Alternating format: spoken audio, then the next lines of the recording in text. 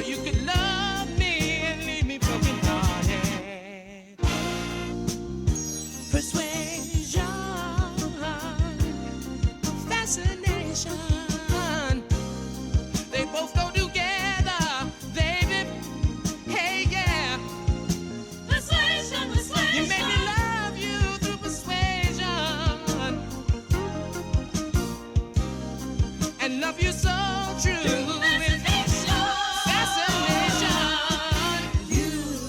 You gave your love to me, and I'll never live to see how you can love me and leave me broken hearted.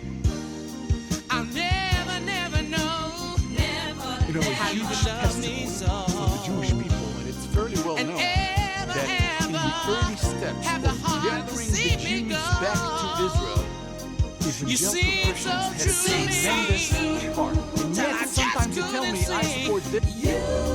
how you could love me and leave me broken hearted. Christian already by many people. So just real quick, just to summarize parts 11 and 12 of this same series, we went over how the Phoenicians were known to come from Atlantis or Canaan, you know, the promised land, which we know already that's America. And also how the descendants of Arphaxad, who's Arphaxad? He's the son of Shem. We're going to go over that again a little bit today. These Arphaxadites, as they were called, eventually became known as the Chaldeans. Yeah, the famous historical Chaldeans. Yeah, remember that Ur. Yeah, remember Ur of the Chaldees. That was really in Ireland. We got a whole series on that. Make sure to catch up on the presentations if you haven't watched these videos. So we understand that a lot of the people in stories of the Bible, especially the Torah or the Old Testament, as they tagged it, are historical. It's bigger than just religion. The Danites are no exception. You guys are going to see how much influence they had, who these people really were, how they were being grouped into other nations and called other things historically. The Danites were very strong sea peoples. Yeah, the ancient sea peoples included the Danites.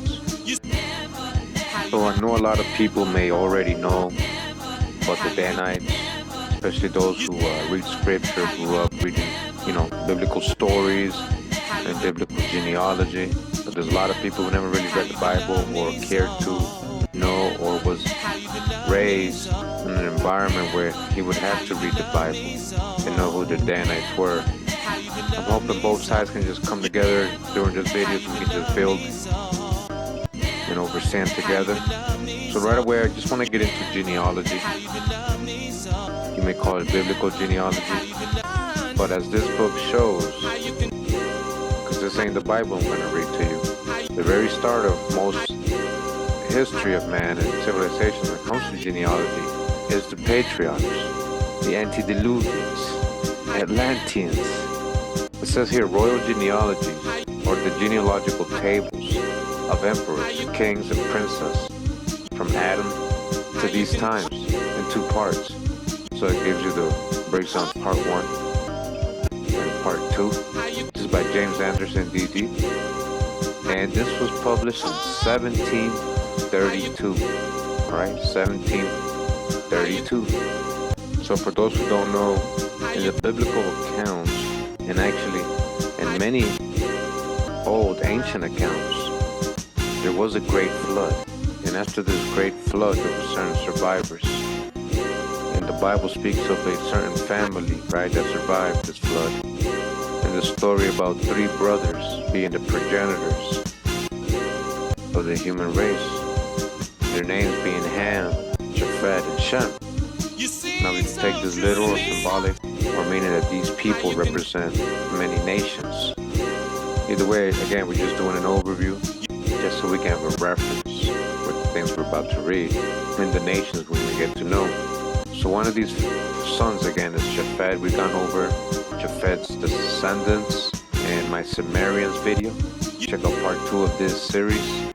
And also when we've talked about Ashkenaz and his descendants. Again, these are Japheth's descendants.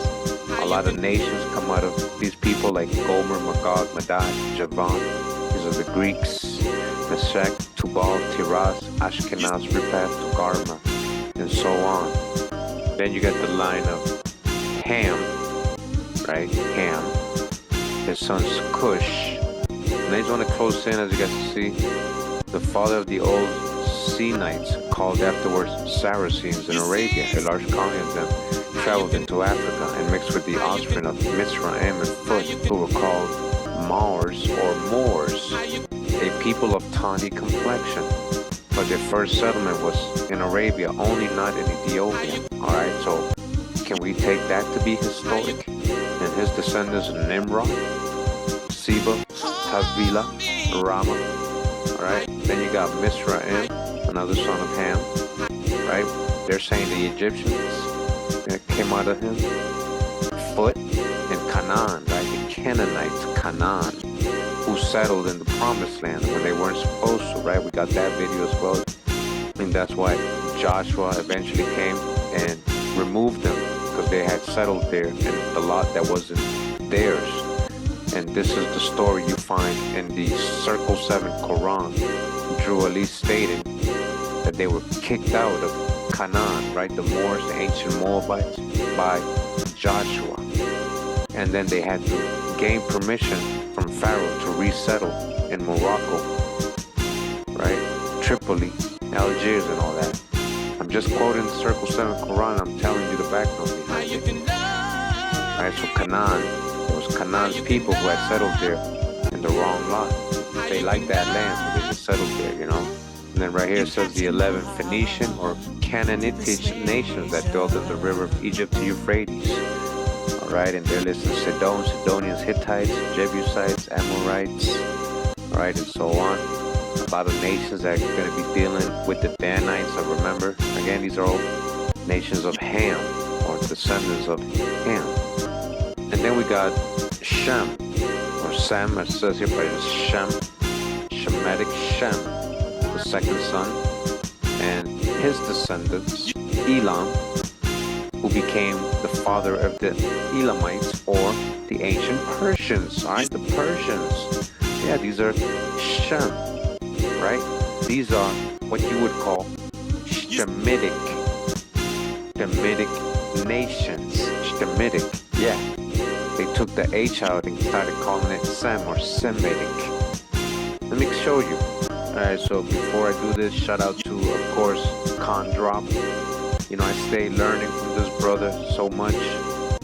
And right here in this dictionary from 1828, this version of Webster's Dictionary. I got this from Watch and Drop again. You put Semitic, and you hit search, and it'll tell you, do you mean these words? Because they can't find it. They don't have it. Somatic? No, I did not mean somatic. You mean you don't know what Semitic is in 1828? But check this out. When you put Shemitic, you know exactly what I'm talking about. Shemitic, Shem, right? Meaning you descend from Shem, Shemite, Shemitic, a pertaining. We did it all night long.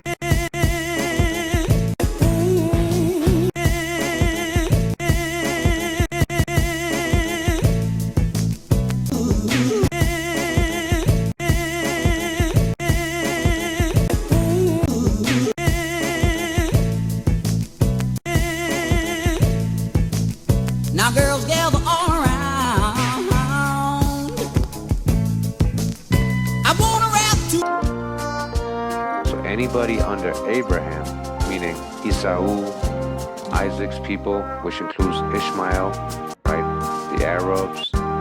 All these people are Hebrew, but only Jacob and his descendants are Israelites. Even though all these people come out of Abraham, they're not Israelites, but they are Hebrew. When we're talking about Esau, Moabites, Ishmaelites, Edomites, these are all Hebrews. And they're also Shemitic or Semitic. So if you're going to be anti-Shemitic or Semitic, you got to be anti all these nations too. So again, we got Jacob's descendants, right? His 12 sons created the 12 tribes of Israel.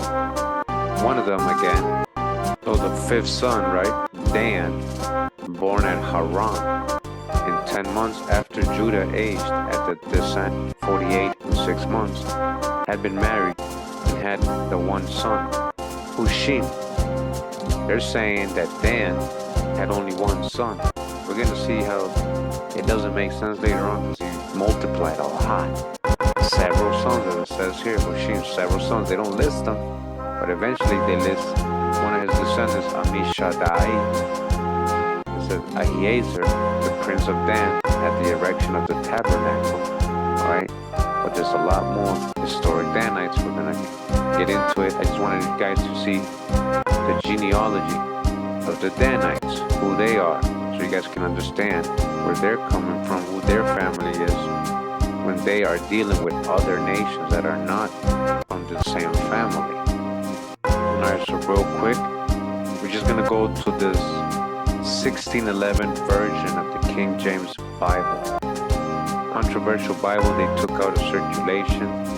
It contains apocryphal books. But what I like about this Bible and why I use it, it has a genealogical chart. And I just wanted to show you that right here confirms what they were showing over there. They're showing you Jacob's descendants, right? He's Israel. So all these are Israelites. And it shows you his 4 wives, one of them being Bilhah. And with Bilhah, if you follow the line, you're going to see Dan and Naphtali. Alright, those are the 2 sons that Jacob had with Bilhah. Bel. Who's Bel? Remember that. Bel. Bilhah is the mom, right? Bel, the mom of Dan. Bilhah. Bel. Bilhah. Bel. And Dan, as you guys can see, has the snake as his emblem. We're going to see how significant that is. So again, you got Bilhah and Dan. You go down here, and these are descendants of Dan on this side. And these are supposed to be descendants of Naphtali, which is kind of weird. Alright, remember, these are different nations. That's why we went over the tree. So again, before we resume, who are the Amorites that the Danites were having trouble with? They were so numerous, where they were trying to settle. Now the Amorites come from Ham, and then they come from Canaan. Now Canaan, we're going to go to the next page. So then we got Canaan's descendants, all of these right here. And then you got Amorite, one of his sons, Amorite, and that's where you get the Amorites. They're Canaanites, okay? As you guys can see, Canaanites, Sidonians, Hittites, and Jebusites.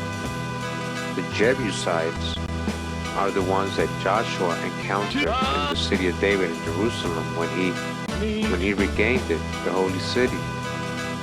He took on a lot of these Amorite, Jebusite, Hittite, Sidonian, Canaanite nations when he was taking back the Holy Land. Again, when we read the Circle 7 Quran, we get the other side of it.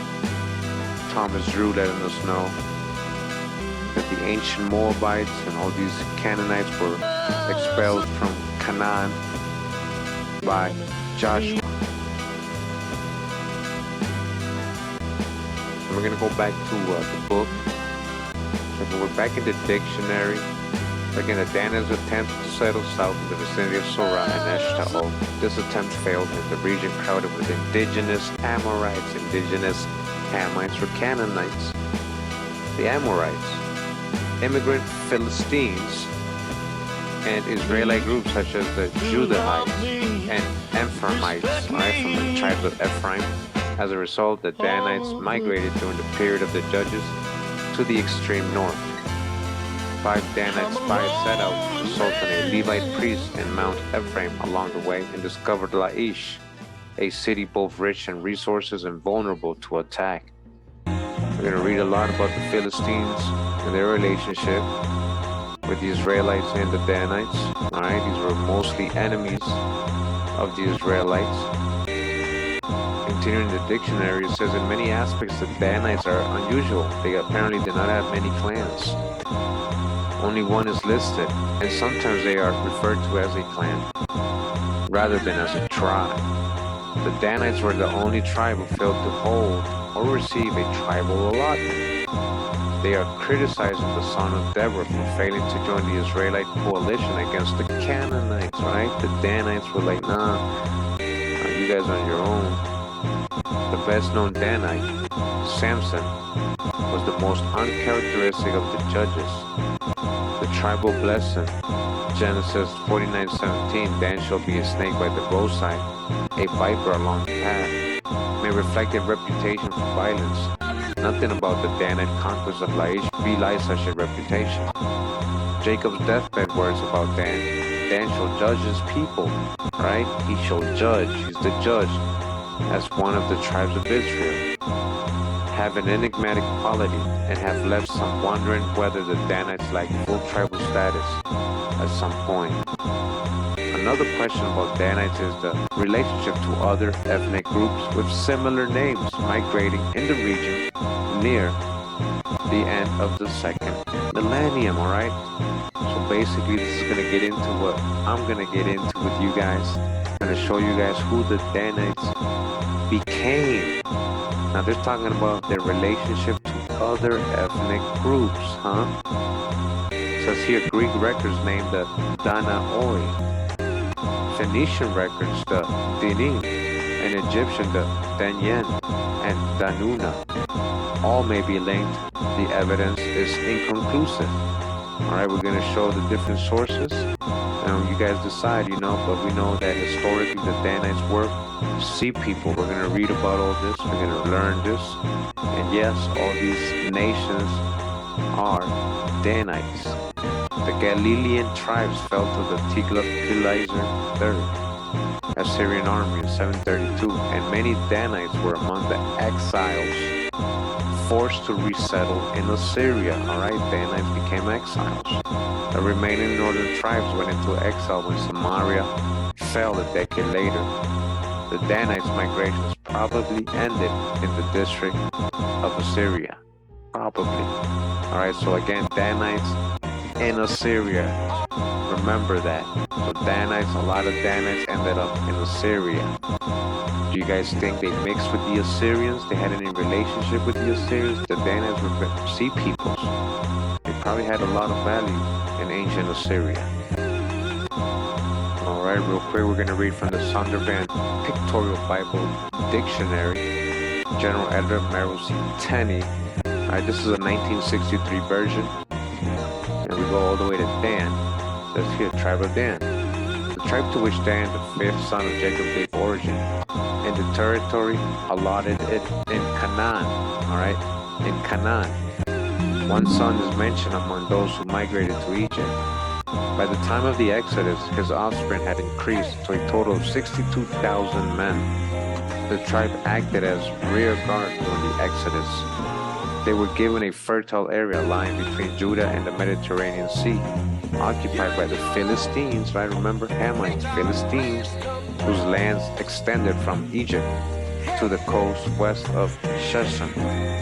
Failure to conquer Philistia made the Danites move northward, where by a bit of strategy, they conquered Lashan. With the Danites are a little better.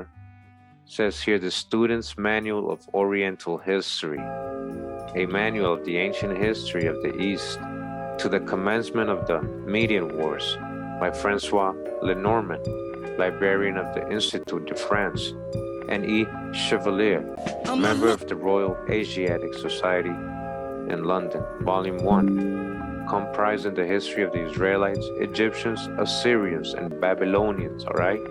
To these people, it's not just a biblical story, it's history, along with all these other old world nations. And this is from 1871. Roman numeral here, but it's 1871. Okay, we're in page 114. We're going to belly flop to that part of the book. It says here, section 2, period of repose, first servitude, commencement of the judges. While the elders lived, who had been contemporaries of Joshua, and who had assisted in the conquest. I remember that was the conquest I was just talking about, when he was getting rid of all these squatters that had settled in the land of the Israelites. That was their lot, the descendants of Abraham. So while the elders lived, still that had gone with him, the Hebrews maintained their respect for the law, for the worship of Wah, in conformity with the last injunctions of Joshua.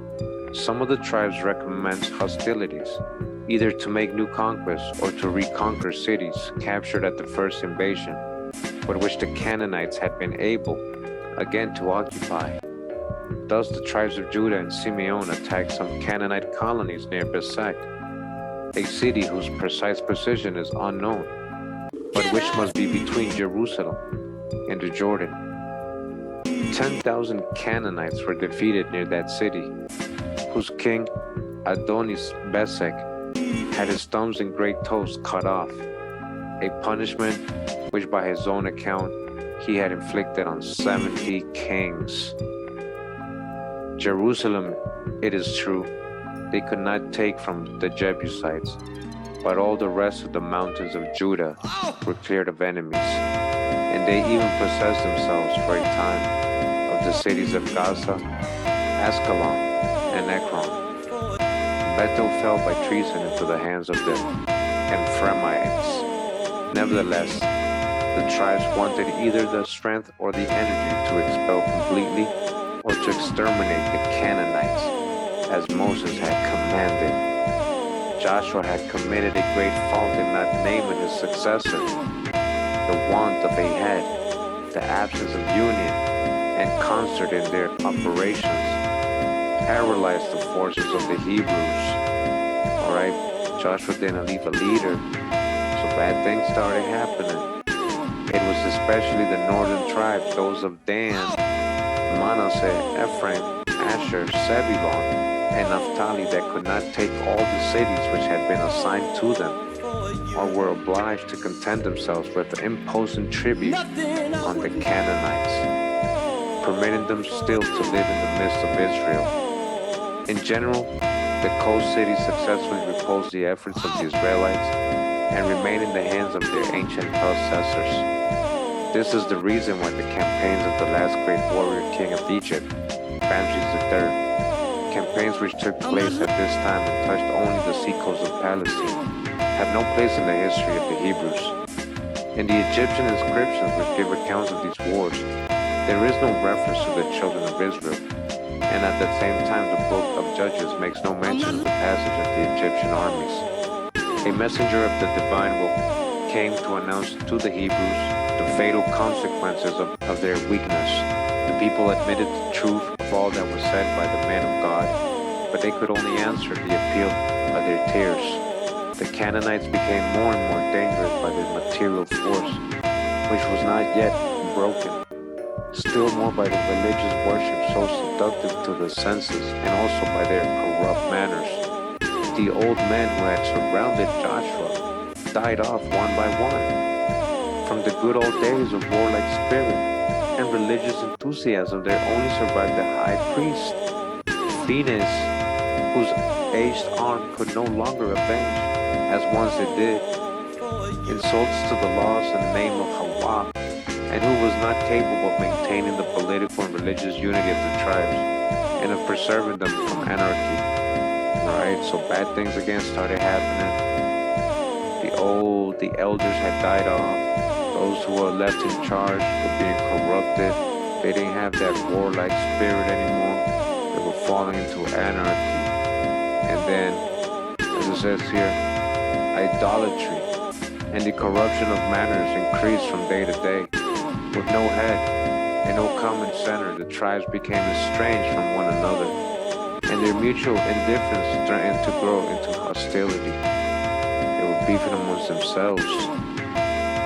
Two events recounted in the book of Judges, in which we must refer to the epic following the death of Joshua and his companions, show how far, after so short a time, the sanguine anticipations of Moses and his successor had failed of realization. The one is that of the Levite, whom the people of the tribe of Dan took with them when they captured from the Canaanites the city of Laish and called it Dan, and who represented Hawa by an idol in defiance of the first and most essential of the precepts of the Decalogue, right? The Ten Commandments, no idol worship. They were doing this, right? Again, they're talking about when Dan took over Laish, the Canaanite city, they named it Dan, right? In their temples, their Jeroboam set up Dan, and there Jeroboam set up the calf, right? In their temples there, in their sacred temples there, that was for Hawa. Instituted in that city religious worship to rival that of the tabernacle of Shiloh. The other is the massacre of the tribe of Benjamin. This is what they were doing to their own brethren, listen, by the other confederate tribes to avenge the outrage committed on the wife of a Levite of Mount Ephraim.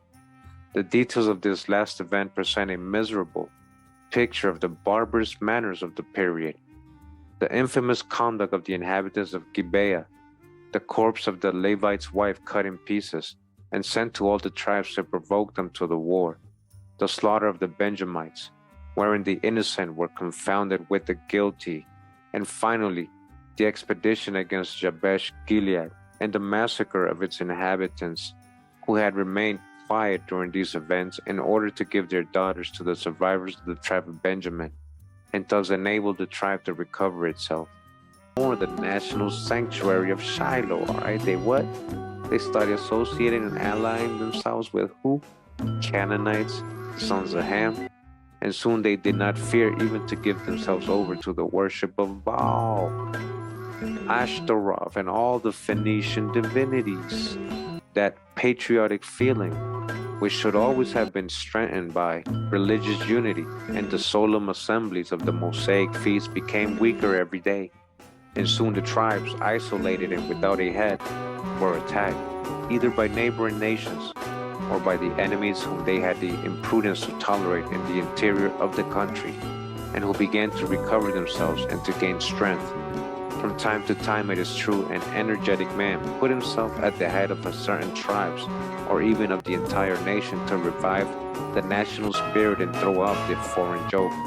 But he had not always the power nor even the will to revive religious feeling and the love of the Mosaic institutions, and after his death the people fell back again into anarchy. During many centuries there were continual vicissitudes of reverses and prosperity, of anarchy and absolute government, but the institution given to Israel at Sinai were no longer thought of. This period is usually termed that of the Judges, a word intended as a translation of the Hebrew title given to those temporary liberators who became, by their exploits, the first magistrates of the nation, or more frequently, of a part only of the nation. But the word is very ill chosen, for it in no way gives an exact idea of the functions and powers of the men to whom it applied. It would be much better to employ here the Hebrew word itself, and to name the so-called judges, whose authority was in no way judicial, the Sufetes of Israel. For this name, Sufiti, is set apart in Roman history as the designation of the first magistrates of the Carthaginian Republic, whose title was the same and their powers similar to those of these magistrates of Israel. For our part, this is the designation to which we shall give the preference. Alright, so I just wanted to show what was going on. The Danites had a lot to do with this. You know, they were going into idol worship and dealing with a lot of these other nations. There was a lot of chaos going on, no true leaders. And this is the period of the judges. These judges would judge other nations and their own people to set things straight And as we shall see, the Danites were the judges. Alright, so again, Dan, the son of Jacob, right, fifth son, and in Hebrew, Dan or Din, judgment, or he judged. Alright, was the first of the two sons of Jacob and Bilhah. His mother Bilhah was a Rachel's handmaid who becomes one of Jacob's concubines. Okay? Again, the text of the Torah explains that the name of Dan derives from Danani, Danan, right? Danan, the Danans, meaning he has judged me, in reference to Rachel's belief that she had gained a child as a result of a judgment from God. All right, Danani, remember that word, Danani. That's Hebrew, and that's their original name. So we continue. We're going to read from the Encyclopedia Judaica, second edition. This is volume 5. And of course, we're going to the part on page 405. We're talking about Dan. And again, the fifth son of Jacob, the firstborn of Bilhah, Rachel's maid. Again, the narrative attributes the origin of the name Dan to Rachel, who said, God has vindicated me. Danan. Right? Remember again, Danan. The name would thus be derived from the verb din, to judge or vindicate, all right? A judge. Some scholars see it in the name Dan, the divine epithet Dayan. Remember, the Egyptians called him Dayan, while others regard it as divine name in itself. Most likely, however, the literal meaning intended by the biblical etymology is correct, and the name Dan should be regarded as a short form of Danan El, Dananiel, or the like, Danan.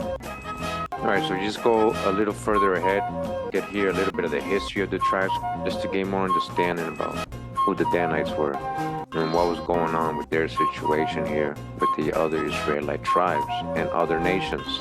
Dan was the only one of the handmaid tribes, originally to settle among the tribes of Leah and Rachel. Its inheritance bordered on Ephraim, Benjamin, and Judah.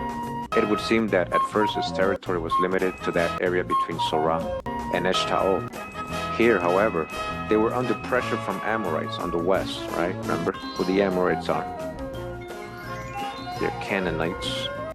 And perhaps also from the house of Joseph on the east, all right? Even with their own brethren, the house of Joseph. There may even have been pressure from Judah, all right? Even Judah.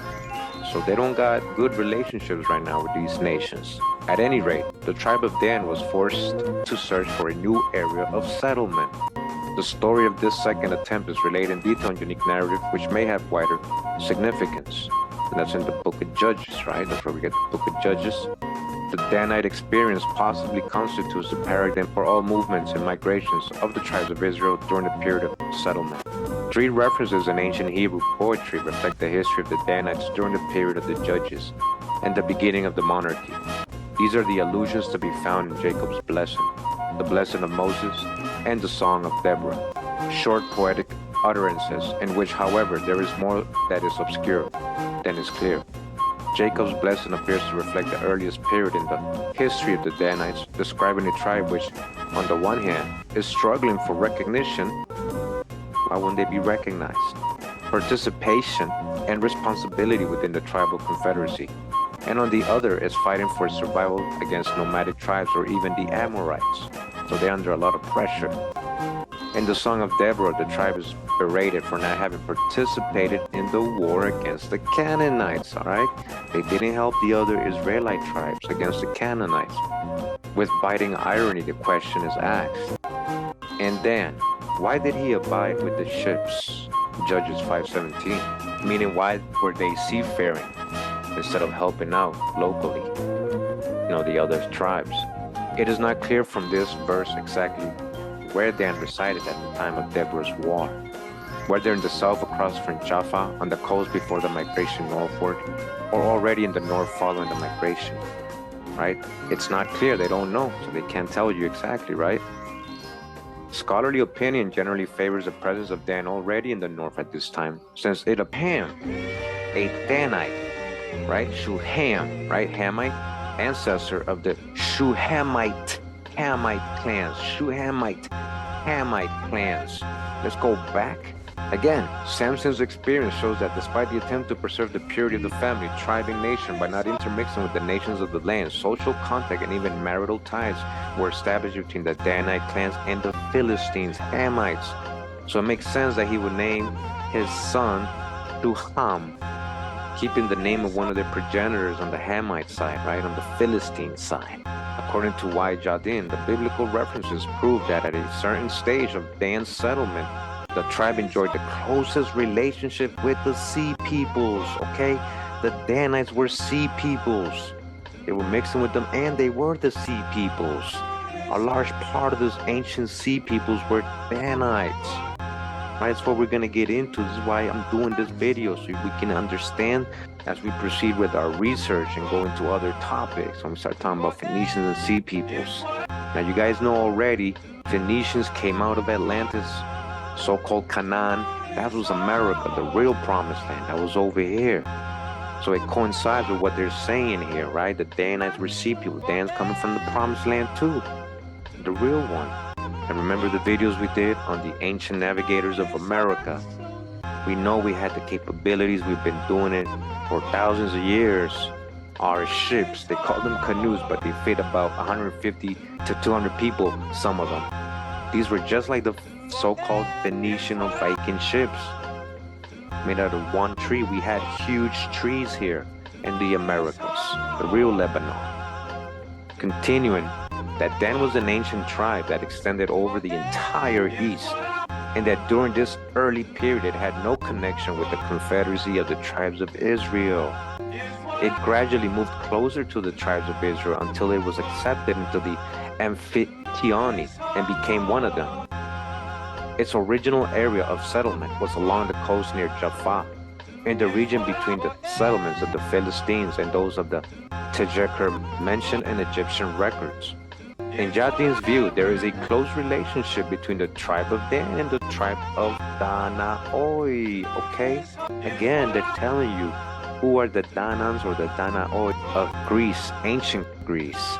These ancient so-called Greeks, whose members were clearly seafarers, all right? Seafarers who had a propensity for the worship of the sun and whose heroes excelled in their talent for solving riddles.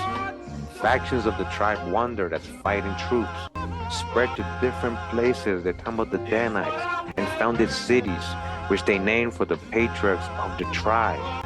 These groups of the tribe of the Danaoi were particularly attracted to the East Mediterranean coast in general, and the Jaffa area in particular. The similarities between their history and that of the tribe of Dan led Jardin to suggest the identification of the two. It is possible, however, to explain the parallels as resulting from contact and influence. Moreover, there does not appear to have been any contact between the Sea Peoples and the tribe of Dan before the migration of the latter to the north under Amorite pressure. The information about Dan from the period of the monarchy until the destruction is negligible.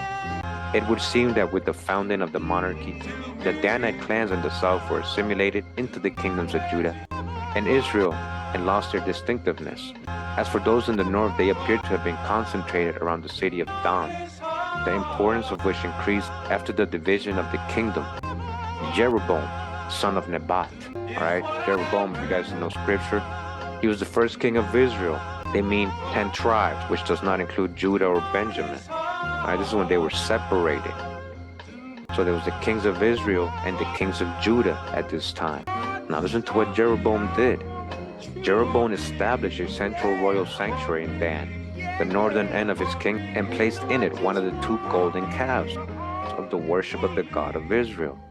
In an attempt to renew the ancient cultic centers and to revive in that area, the territory of Dan in the north constituted in the northern flank of the kingdom of Israel, and it suffered in the struggles and wars between Israel and Aram, and between Israel and Assyria. So again, Israel was battling with the Aramites. That's the son of Shem, descendants of Shem, but they're not Israelites, right? They're not descendants of Arphaxad. And between Israel and Assyria, and Assyrians, again, also sons of Shem. These are all Shemitic, right? Or Semitic, fighting amongst each other. Again, Assyrians are from Ashur, another son of Shem, but not from Arphaxad. Again, where Eber and Abraham come from. And the time of King Baasha of Israel, the cities of Dan, Ijon, Dan, and Abel Beth Makkah were conquered by Ben-Hadad, king of Aram, who had been hired by King Asa of Judah. Alright, so you see that?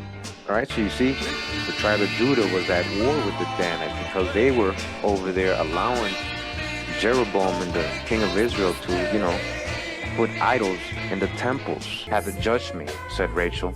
And she called his name Dan, which means to judge, to rule.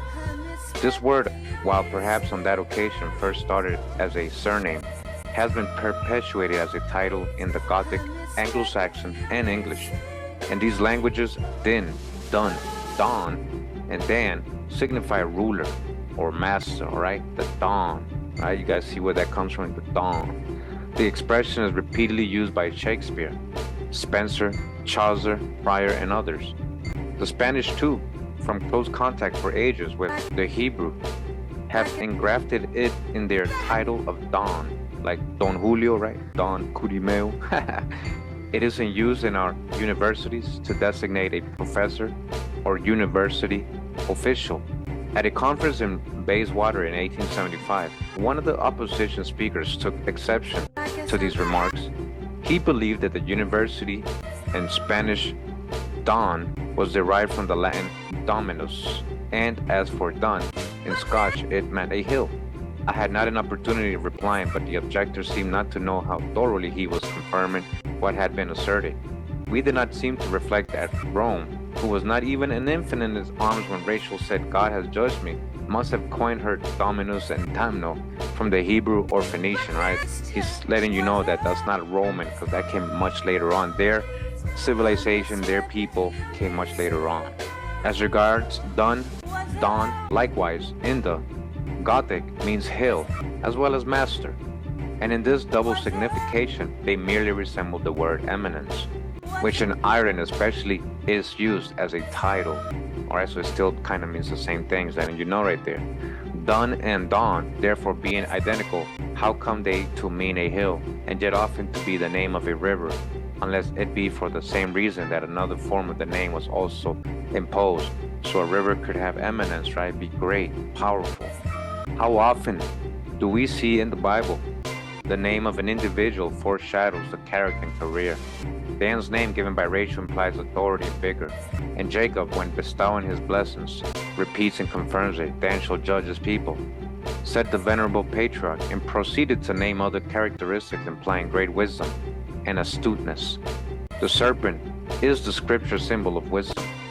In dealing with foes, his plan would be laid with wisdom and secrecy, and his action would be unlooked for and rapid. Alright, so we're going to page 3 of this book. We're going to belly flop to this part, and this is where we're going to pick up. It says, much was probably done in the following years, but the scriptures were written with one object, and hence matter irrelevant to that object finds no place. Yet it came within the purpose of God to tell us that about BC 1285, Judges 5:17, Dan had ships and got on board them. Alright, he had ships. Again, these were seafaring people. And so they got on these ships, as it says here, when an invasion threatened. And as for many years previous to this, so they had already been doing this, even many times that the Israelites were under attack. A lot of the times, Danites would get on their ships and flee and be exiled somewhere else. They've been doing this for years. Israel had been for long intervals under the yoke of Jabin, the king of Canaan, of the king of Moab, the king of Mesopotamia, and of the Philistines. Dan must have been paying some attention to nautical matters, and the love of enterprise and freedom had probably considerably reduced the numbers left behind, who, unable then to cope with their enemies, finally thought it more prudent to follow. Certain it is that the tribe of Dan entirely disappeared from Palestine. In 1 Chronicles 4:6, which were written after the Babylonish captivity, Dan, as well as Zebulun and Asher, also coast tribes, are omitted from the genealogies. Alford on Revelation 7 quotes several writers as believing that Dan became as good as extinct. Grotius quotes a Jewish tradition that this tribe was early reduced to one family named Hus, which is known to have perished in the wars before the time of Ezra. Alright, so they're saying Hus, alright, pay attention to that. That's Hushim, or the Shuman people. Those are Danites. The Hus and the Shus. Eldad, a Jewish writer in the 14th or 9th century, writing to the Spanish Jews, saying that in Jeroboam's time, the tribe of Dan, being unwilling to shed their brethren's blood, took a resolution of leaving their country. Alright, so the Dan bounced on their brothers. They were like, hey, you guys deal with it, we out. Whatever became of them, therefore, they disappeared from the Palestine entirely. But that it was not an extinction, we know from the fact that it is recorded in Ezekiel 48 that in the final division of the land, which has not yet taken place, Dan comes in for his share at the head of the list. The Old Testament, having put in this position, gives us one clue, where to look for the lost, and then leaves it. The New Testament, to my mind, furnishes another clue as to their whereabouts at a later period by omitting the tribe altogether from the sealing of the 144,000. The Old Testament clue is as follows: Ezekiel 27:19, writing, against Tyre, and pronouncing her doom, says Judah and the land of Israel, not the Israelites themselves who were then in captivity, but such inhabitants as there were. Were thy merchants, Dan, also in Javan going to and fro occupied in thy fairs? Now in 3 places in Daniel where Alexander the Great is distinctly indicated, and one in Zechariah, Javan is translated Greece. Josephus also mentions Javan as being Greece. Hence Dan is indicated as in company with Greece, trading with Tyre. Alright, so they're just breaking down what he's saying is that they never went extinct. Alright, so the Danites were with the Greeks. That's where the Danites became known as the Danaan, the sea people. We're going to see. The Danites and men of Tyre were naturally on very intimate terms. Remember, they were mixing together. Alright, remember Hiram? His mom's a Danite, and his dad possibly might have some Danite blood along with the Tyre blood, whatever that is. It was a very remarkable privilege to be accorded to a foreign nation. If foreign, to be allowed to help in building Solomon's temple. The Danites and people of Tyre intermarried. Alright, they intermarried the cunning craftsman, especially sent by Hiram. To superintend the work of the temple was the son of a man of Tyre, and his mother was of the daughters of Dan. Okay? These weren't just so-called Phoenicians, white Phoenicians that people are saying now on YouTube, alright, and these other channels. They don't have a full understanding of what they're saying. They're just trying to include themselves into history because they want to say the Phoenicians are so-called white people and Aryans are so-called white people. Alright, but we'll get to that. Let's just stick to what we're learning right now. Now, it is necessary to bear in mind this intimate connection recorded in the Bible of the Phoenicians with Israel, especially with Dan. We must remember the numerical strength of this tribe alone, 62,700 fighting men. Example, neither old men nor boys. Shortly after their leaving Egypt, we must consider the schooling they had with then most advanced nation in the world in literature and science. Moses was learned in all the wisdom of the Egyptians, okay? So the Danites had all this knowledge. And beyond all this, we must remember God's promises concerning Israel. The seed of Abraham, Isaac, and Jacob would not be likely to collapse and wither when in contact with other races. We must bear all this in mind because we find Grecian, Irish, Scandinavian, and English histories teeming with notices of a certain race called Danai, or Danans, or Danoni, who are either called Phoenicians or mentioned in company with Phoenicians. Alright, that's a big one. Alright, you guys understand this. So we're trying to get into the reason why I wanted to make this video. You guys gotta understand that a lot of the times when they're telling us, oh, Phoenicians did this, Phoenicians came here, or Phoenician Paleo-Hebrew, or Phoenician writing, a lot of the time these Phoenicians are Danites or Israelites. Alright? This is what I've been trying to tell you guys. Phoenicians are from Canaan. They're from the promised land, the real promised land, America.